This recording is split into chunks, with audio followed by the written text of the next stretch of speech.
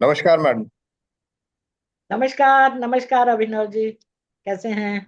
मैं बिल्कुल ठीक हूँ मैम। तो आज हम लोग शेयर मार्केट के ऊपर बात करने वाले हैं। क्या टॉपिक चूज करा है आपने एग्जैक्टली? मैंने सोचा है कि हम इस तरह का ज्ञान लोगों को दें कि शेयर मार्केट में कौन सफलता प्राप्त कर सकता है। यहाँ सफलता का मतलब है लाभ होना। उसको फायदा, किसको फायदा होगा शेयर मार्केट में, इस ओके। चीज का हम कुंडली के अनुसार विश्लेषण करना चाहेंगे। जी जी जी। आज आजकल का टाइम ऐसा आ गया है कि हर कोई जल्दी फटाफट पैसा कमाना चाहता है और धनी होना चाहता है। ये मेंटालिटी है। इसमें कोई बुराई भी नहीं है और कोई बहुत अच्छाई भी नहीं है, लेकिन ये एक आदत सी बन गई है और इसके लिए लोगों को लगता है कि हम शेयर मार्केट में पैसा लगा दें। तो शेयर मार्केट क्योंकि प्रतिदिन चढ़ता उतरता रहता है, तो उसमें फटाफट पैसा बन जाता है। लाभ होने के चांसेस भी रहते हैं, लेकिन उसमें हानि होने के चांसेस भी उतने ही रहते हैं। तो हमारा जो विषय है आज का, ये हम ये देख रहे हैं कि शेयर मार्केट में किसको सफलता मिल सकती है कुंडली के अनुसार और किसको नहीं। ये चीज हम आज देखना चाहते हैं।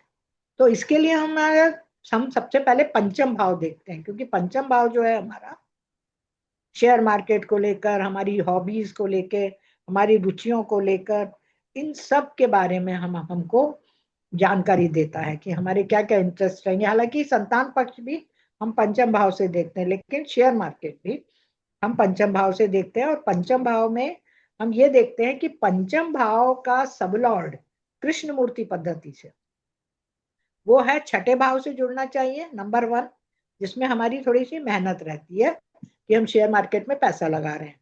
दूसरा, एकादश भाव से जुड़ना चाहिए, जो हमारा लाभ भाव है और मनोकामना पूर्ति का भाव है, मतलब हमारे मन की इच्छा पूरी करता है।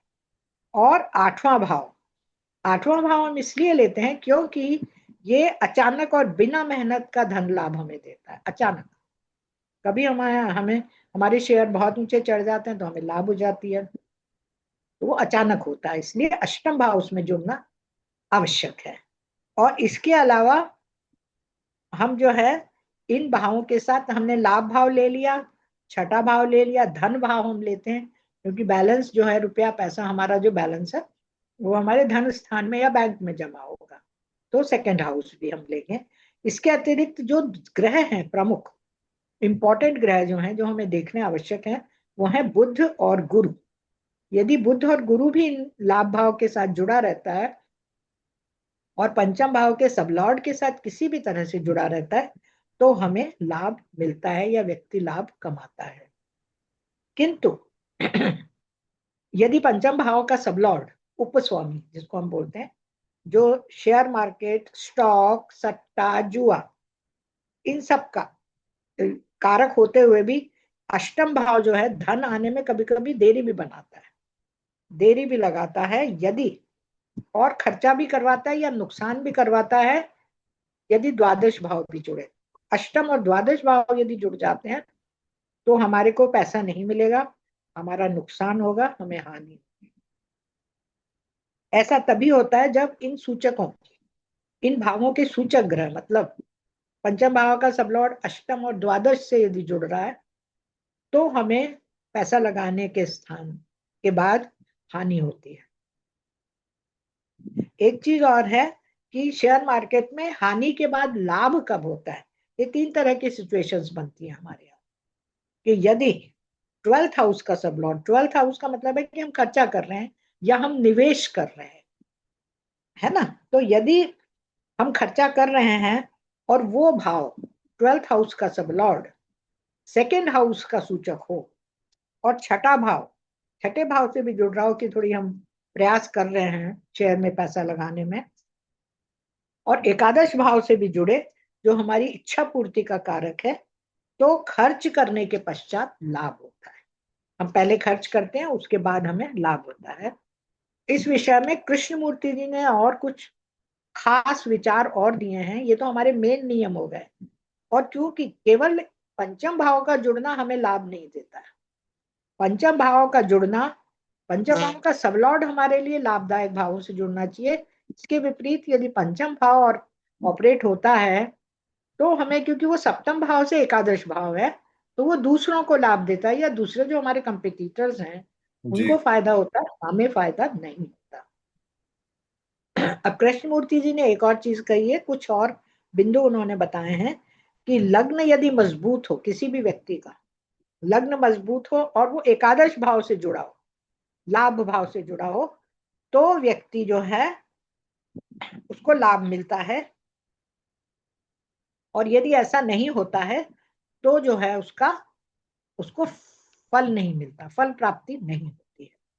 दूसरी बात है कि पंचम भाव का स्वामी या उपस्वामी फोर्थ या 10th हाउस से जुड़ता है, चतुर्थ भाव और दशम भाव से जुड़ता है तो भी हमको लाभ नहीं होता, क्योंकि फोर्थ हाउस लाभदायक नहीं है। वो व्यय भाव, पंचम भाव का व्यय भाव है, और दशम भाव एकादश भाव का व्यय भाव है, तो उसमें व्यक्ति को लाभ नहीं होता, वो प्रयास तो करता रहता है। इसके अतिरिक्त राहु या केतु या शनि या गुरु लग्न पर हो तो फिर भी प्रश्न का उत्तर ना में आता है, बहुत ज्यादा फायदा नहीं देता। और एक और चीज मैं जो आपको बता चुकी हूँ कि पंचम भाव में स्थित ग्रह जो है व्यक्ति को जुए सट्टे या चुनाव या प्रतियोगिता में हानि ही देते हैं, लाभ नहीं देते। जो लोग शेयर मार्केट का काम करते हैं या शेयर खरीदते हैं या बेचते हैं, वे चाहे दीर्घकालीन हो, कुछ लोग लॉन्ग टर्म के लिए खरीदते हैं और कुछ लोग सूक्ष्म थोड़ी थोड़ी दिनों के लिए या डेली अप डाउन भी करते हैं, खरीदते हैं बेचते हैं, तो उनके लिए पंचम भाव, एकादश भाव, द्वितीय भाव, दूसरा भाव, छठा भाव जुड़ना अत्यंत आवश्यक है, तभी हम लाभ होंगे। और प्रयासों के लिए तीसरा भाव जुड़ना आवश्यक है, तब हमें फायदा मिलता है।